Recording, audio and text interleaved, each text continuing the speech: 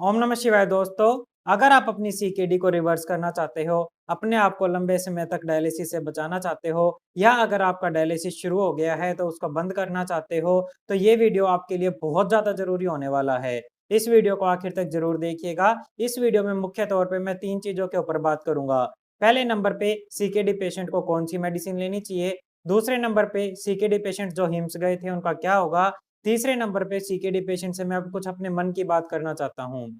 पहले नंबर पे ज़्यादा लेट करे बिना मैं सीधा टॉपिक के ऊपर आता हूँ कि सीकेडी पेशेंट को कौन-सी मेडिसिन लेनी चाहिए। मेरे को इतना ज़्यादा दुःख होने लग रहा है कि आज के समय में जो ये आयुर्वेदिक स्टोर बने हुए हैं, जो ये क्लिनिक बने हुए हैं, सीकेडी पेशेंट को इस तरीके से चूसने लग रहे हैं, जिस प्रकार से एक जोंक इंसान के शरीर में से खून चूस लेती है। ऐसे पैसे ऐंठने लग रहे हैं सीकेडी पेशेंट से। मेरे को इतना ज़्यादा दुःख होता है, मेरे पास डेली मैसेजेस आते हैं, डेली कॉल आते हैं, "सर मैं फलाने क्लिनिक से, फलाने सेंटर से महीने की 15,000 रुपए की दवाई लेने लग रहा हूँ।" आप सोच सकते हो, जिस बंदे के पास खाने तक के भी पैसे नहीं हैं, वो कहीं-कहीं से अपने घर को गिरवी रख करके ठीक होने की उम्मीद में महीने की 15,000 की दवाई खाने लग रहा है। मैं उससे पूछता हूँ, "भाई कितने टाइम से खाने लग रहा है?" "सर 6 महीने से खाने लग रहा हूँ।" आप सोचिए 15 छिक्के कितने हो गए? 90 हज़ार रुपए वो ऐसी दवाइयों के ऊपर लगा चुका है। और फिर मैं उस पेशेंट से कहता हूँ, "क्या आपको कोई बेनिफिट मिला? आपकी रिपोर्ट में इम्प्रूवमेंट आई?" "नहीं सर, किसी प्रकार का बेनिफिट नहीं मिला है और रिपोर्ट तो पहले से ज़्यादा खराब हो गई। पहले क्रेटिनिन 3.6 था, अब मेरा क्रेटिनिन 5.7 हो गया है।" इतना ज़्यादा दुःख होता है मेरे को, कोई लिमिट नहीं। मतलब बंदे ने 90,000 रुपए लगा दिए और 90,000 रुपए बर्बाद करने के बाद कोई बेनिफिट भी नहीं मिला। इनफैक्ट कि वर्स्ट सिचुएशन में चला गया। और ऐसे एक नहीं, ऐसे लाखों सीकेडी पेशेंट हैं जो पैसे लगा-लगा करके बर्बाद होने लग रहे हैं। और इन सिद्धि क्लिनिक या फिर इन साई क्लिनिक, मेरे मुँह से गलती से नाम निकल गया, ठीक है? पर ख़ैर जो निकल गया तो निकल गया, अब मैं क्या बताऊँ, ठीक है? और ये इनको ज़रा-सी भी शर्म नहीं आती कि पेशेंट को मार दिया, पेशेंट की कंडीशन ख़राब कर दी और फिर भी पैसे पे पैसे ऐंठने लग रहे हैं। अगर दवाई से बेनिफिट नहीं मिल रहा, तुमने 1 महीने की दवाई दे करके देखी तो कम से कम अगले महीने तो उसको बोल दो कि भई तुम्हें बेनिफिट नहीं मिल रहा, तुम और दवाई मत लो। मैं पेशेंट के ऊपर भी मेरे को दया आने लग रही है। मैं बता-बता के थक गया हूँ, किसी भी प्रकार की पैक्ड मेडिसिन, अगर डब्बी के अंदर मेडिसिन बंद है या किसी पैकेट में मेडिसिन है तो समझ जाओ आप अपना पैसा बर्बाद करने लग रहे हो, वो मेडिसिन आपको फ़ायदा नहीं देगी। आम तौर पे हम जब ट्रीटमेंट देते हैं तो पेशेंट की कंडीशन के हिसाब से हम काढ़ा सजेस्ट करते हैं। लेकिन मैंने सोचा कि यार अगर ऐसे ही चलता रहा तो ये पेशेंट जो हैं ये तो अपनी ज़िंदगी बर्बाद करके बैठ जाएँगे। मेरे पास कॉल आ रहा है, सर मैंने अपना घर बेच दिया। मेरे पास मैसेज आने लग रहे हैं, सर मैंने तो मतलब अपनी नौकरी छोड़ के अपनी फैमिली को ही सपोर्ट करने लग रहा हूँ। किसी बंदे ने अपनी पढ़ाई छोड़ कर के अपने पिताजी का इलाज करवाने लग रहा है और महीने की 7,000 रुपए की 15,000 की दवाई देने लग रहा है। कहाँ से आएँगे लोगों के पास इतने पैसे? मैंने सोचा भई अगर मान लीजिए इनके पास इतना पैसा नहीं आ रहा है और मेरा जो कार्ड है, बहुत से पेशेंट तो मेरे पास ये कहते हैं, सर हम आपके ऑब्जर्वेशन में भी ट्रीटमेंट नहीं ले सकते क्योंकि हमारे पास पैसा ही नहीं बचा। अब मेरी भी मजबूरी है, कई बार पेशेंट की रिपोर्ट देखे बिना उनको कार्ड सजेस्ट ही नहीं किया जा सकता कि आपको ये कार्ड लेना है। तो मैंने ये डिसीजन निकाला कि अगले हफ्ते संडे को मैं एक ऐसा वीडियो लेकर के आऊँगा जिसमें मैं जनरल कार्ड बताऊँगा कि भाई ये जनरल कार्ड किसी भी प्रकार का सीकेडी पेशेंट अगर होता है, सीकेडी स्टेज 1, 2, 3, 4, 5 किसी भी स्टेज में क्यों ना हो, मैं कुछ ऐसे जनरल कार्ड बताऊँगा जिसके कोई भी साइड इफेक्ट नहीं है और वो केवल और केवल फ़ायदा करेंगे। हो सकता है 1 हफ्ते में फ़ायदा ना करे, 1 महीने में करे, 1 साल में करे, लेकिन सबसे बढ़िया बात ये रहने वाली है कि उससे किसी प्रकार का नुकसान नहीं होने वाला और वो फ़ायदा 100 में से 99% वे फ़ायदा करेंगे। और मैं वे जनरल कार्ड सभी पेशेंट को फ्री ऑफ कॉस्ट बताऊँगा कि भई, और मेरी हर एक पेशेंट से रिक्वेस्ट रहेगी, जो भी बंदा उस वीडियो को देख कर के उन कार्डों को लेना चालू करता है, बस मेरी इतनी सी बात मान लीजिएगा कि इस प्रकार के फ्रॉड में मत फँसिएगा। आप महीने की 50,000 रुपए की भी दवाई लोगे ना, तो वो महीने की 50,000 रुपए की दवाई भी उन कार्डों के सामने 10% का भी रिज़ल्ट नहीं दे पाएगी। यानी कि अगर आप वे कार्ड जो मैं अगले वीडियो में बताऊँगा, अगर आप वे कार्ड लेना चालू कर दोगे और उससे आपको 90% रिज़ल्ट मिलने लग रहा है, तो अगर आप महीने की 50,000 की 15,000 की दवाई देने लग रहे होगे, तो उससे आपको उनको दवाइयों से आपको 10% भी रिज़ल्ट नहीं मिलेगा। यानी कि आपके लाखों रुपए बच जाएँगे सिर्फ़ उस वीडियो में बताए गए कार्ड लेकर के। थोड़ी मेहनत करनी पड़ेगी, थोड़ा सामान अरेंज करना पड़ेगा, लेकिन महीने की 15,000 रुपए की दवाई लेने से तो अच्छा है ना कि आप एक वीडियो देख करके थोड़ी-सी मेहनत करके वे कार्ड लेना चालू कर दो। उसके बाद भी अगर आप लूट-खसुट में फँसते हो, जा करके अपने पैसे दे करके आते हो, तो बुरा मत मानिएगा लेकिन आपसे बड़ा मूर्ख कोई नहीं। जो बंदा, ठीक है, ये बात मेरे ऊपर भी लागू होती है। मान लीजिए मेरी अगर कोई रिपोर्ट खराब आने लग रही है और मैं कहीं से दवाई देने लग रहा हूँ, एक हफ्ते बाद मैंने दोबारा रिपोर्ट कराई, मेरी पहले से ज़्यादा रिपोर्ट खराब। 1 महीने बाद मैंने दोबारा रिपोर्ट कराई, मेरी पहले से और भी ज़्यादा रिपोर्ट खराब। और फिर भी मैं सेम दवाई को कंटिन्यू रखने लग रहा हूँ, इस चक्कर में कि अब ये दवाई मेरे को फ़ायदा दे देगी, तो मेरे से बड़ा मूर्ख कोई नहीं है। क्योंकि मैं केवल और केवल अपने और अपनी फैमिली के पैसे बर्बाद करने लग रहा हूँ। ज़्यादा से ज़्यादा 3 महीना, ठीक है? और वो भी सस्ती दवाई है तो। महँगी दवाई है तो 1.5 महीना, और अगर सस्ती दवाई है तो 3 महीना। इससे ज़्यादा किसी भी प्रकार की दवाई को ट्राई मत करो। अगर आपको महँगी दवाई लेने लग रहे हो, 1.5 महीने में आपकी रिपोर्ट में इम्प्रूवमेंट आने लग गई तो उसको कंटिन्यू रखो। सस्ती दवाई लेने लग रहे हो, 3 महीने में इम्प्रूवमेंट आने लग गई तो उसको कंटिन्यू रखो। नहीं तो बंद कर दो, आपके लाखों रुपए बच जाएँगे, आपका घर-बार बिकने से बच जाएगा। अब दूसरे नंबर पे कल ही ये मानस समर्थ सर का एक वीडियो आया। मानस समर्थ ने ये कह रखा है कि उनके 1 मिलियन सब्सक्राइबर हो गए, कांग्रेचुलेशन उनको मेरी तरफ से गोल्डन बटन मिला है। उन्होंने सच में बहुत ज़्यादा मेहनत करी है, जिसकी वजह से उनको गोल्डन बटन मिला। मैं रियली सैल्यूट करता हूँ उनको कि हेल्थ डिपार्टमेंट में और हेल्थ फील्ड में होकर के उन्होंने इतना अचीव किया। उसमें उन्होंने बताया कि किडनी क्योर स्कैम, अब इस पे मैं वीडियो पहले भी बना चुका हूँ।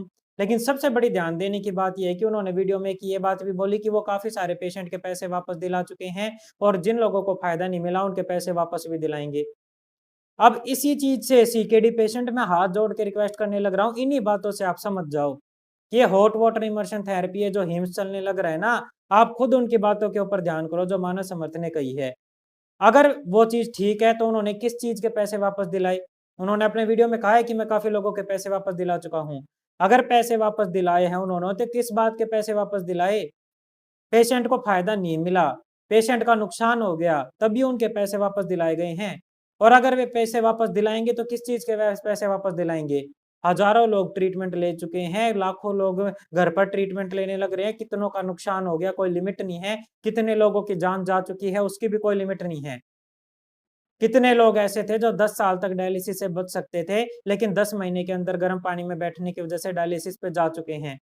लेकिन वो पैसे दिलाएँगे वापस। अब ये कहने लग रहे हैं चलो पैसे तो वापस दिला भी देंगे। कोई बंदा एम्स में रुक कर के आया था, 1 लाख रुपए बर्बाद करके आया, चलो उसके 1 लाख रुपए वापस मिल गए तो कोई टेंशन की बात नहीं। लेकिन पैसे वापस दिलाने से उन बंदों की जान तो वापस नहीं आएगी जो मर गए। और अगर जो मर गए हैं, उनकी जान जा चुकी है, उनका कौन रिस्पॉन्सिबल रहने वाला है? कौन रिस्पॉन्सिबिलिटी लेगा उनके फैमिली मेंबर्स की उनकी जान जाने की? अभी भी समझ जाओ, मेरे पास कल एक बंदे का फ़ोन आया, ठीक है? ख़ैर मेरी मेहनत का इतना तो रंग लेकर के आई है मेरी मेहनत कि लोगों को इतना पता चल चुका है कि भई मतलब अब इस चीज़ से बच के रहना चाहिए। लेकिन फिर भी कल मेरे पास एक कॉल आता है और ये कहता है, "सर आपकी ब्रांच बांग्लादेश में कहीं पे है? मेरे को ये आपसे दवाई लेनी है।" मैंने कहा, "सर मैं तो सनातन वेलनेस सेंटर से बोल रहा हूँ।" बोले, "सॉरी सर मेरे को हिम्स की दवाई लेनी है।" मैंने उनको बताया कि, "सर आप हिम्स की दवाई लेना चाह रहे हो, आपको पता है कितना नुकसान होने लग रहा है, कितने लोग मर चुके।" फिर मैंने कहा कि चलो आप दवाई लेना चाह रहे हो ना, आप मेरी मानने से एक छोटा-सा काम कर लो, वहाँ पे जितने पेशेंट जाने लग रहे हैं, उनके नंबर लेकर के आ जाना अपने साथ में। और हर 15 दिन में 3 महीने तक उनसे पेशेंट से बात करते रहना कि हाँ भाई तेरे को कितना फ़ायदा मिला, तेरे को कितना फ़ायदा मिला। आप जान कर के हैरान हो जाओगे कि जितने बंदों का आप नंबर लेकर के आओगे, 90% बंदे ये कहने वाले हैं, सर मैं तो पहले से क्रोनिक कंडीशन में चला गया। और फिर भी लोग उनकी एडवर्टाइज़मेंट देख कर के अंधाधुंध वहाँ पर जा कर के पैसे बर्बाद करने लग रहे हैं। भाई जाओ कोई टेंशन की बात नहीं, मेरा मन तब दुःख होता है, मेरे को तब दुःख मिलता है जब इन बंदों की घर-बार सब कुछ बिक जाता है। इंसानियत के तौर पे मेरे को हर्ट होता है कि यार ये बंदा अगर पहले मेरे पास आ गया होता या ये वहाँ पर नहीं गया होता, तो मैं इसको लंबे समय तक डायलिसिस से बचा लेता और हो सकता है कि इसकी सीकेडी रिवर्स भी कर देता और इसको कभी डायलिसिस पे जाना भी नहीं पड़ता। लेकिन पेशेंट जब ऐसी कंडीशन में फँस करके आता है ना कि क्रेटिनिन 1.2 था, वहाँ पर गया, अपना क्रेटिनिन बढ़ा करके 12-13 कर लिया, इमरजेंसी सिम्पटम के साथ आया है। अब ऐसे पेशेंट को मैं 1 हफ्ते में कैसे बचाऊँ? इस वजह से मेरा दुःख पाता है क्योंकि मैं इलाज करने लग रहा हूँ। मेरे को पता है कि जब वो मेरे पास पहले आया था, तब उसके बचने के ज़्यादा चांसेस थे। अब जब मेरे पास आया है, अब उसके बचने के बहुत कम चांस हैं। अब उसको अगर इमरजेंसी आए तो डायलिसिस पे जाना पड़ेगा, तब मेरा मन दुःख होता है। ये बंदा गलत चीज़ों में फँस गया, नहीं तो ये बंदा लाइफ टाइम तक बच सकता था, इसको डायलिसिस पे नहीं जाना पड़ता। तो ये जो चीज़ें मैंने बताई है पहले नंबर पे कि आपको मेडिसिन कौन-सी लेनी है, किसी भी प्रकार की मेडिसिन लेने की आवश्यकता नहीं है। जो मैं अगले हफ्ते वीडियो डालूँगा या वो वीडियो देखिएगा, उसमें बताए गए काढ़े लीजिएगा। किसी भी प्रकार की पैक्ड मेडिसिन से के आपके लाखों रुपए बच जाएँगे।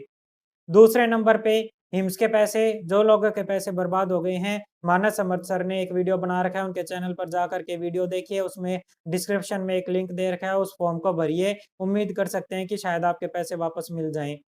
तीसरे नंबर पे मेरे मन की बात यही है जितनी मैंने आपको बताई हैं, गलत चक्करों में मत फँसिए। अगर आपके पास पैसे नहीं हैं, तो जो मैं free CKD awareness programme, free CKD reverse programme और अगले हफ्ते जो मैं काढ़े का वीडियो डालूँगा, उनको अपना करके उनको फ़ॉलो कीजिए। आपको कहीं और पैसे लगाने की आवश्यकता नहीं है। अगर आपको ये है कि भई खुद से अपनी सीकेडी रिवर्स करनी है, तो मैं सीकेडी रिवर्स प्रोग्राम की जो प्रोफ़ेशनल ट्रेनिंग देने लग रहा हूँ, उस ट्रेनिंग को जॉइन करो, सीकेडी को सीखो, नेचुरोपैथी को सीखो, कार्डो को, आयुर्वेद को सीखो, उसको सीख करके खुद से अपना इलाज करो, कहीं आपको पैसे लगाने की ज़रूरत नहीं है। प्रोफ़ेशनल ट्रेनिंग से आप खुद के अपने के डॉक्टर बन जाओगे, आपको खुद से चीज़ों को रिवर्स करना आ जाएगा। आपको कहीं महीने के 10,000 रुपए देने की ज़रूरत नहीं है, 15,000 रुपए लगाने की ज़रूरत नहीं है।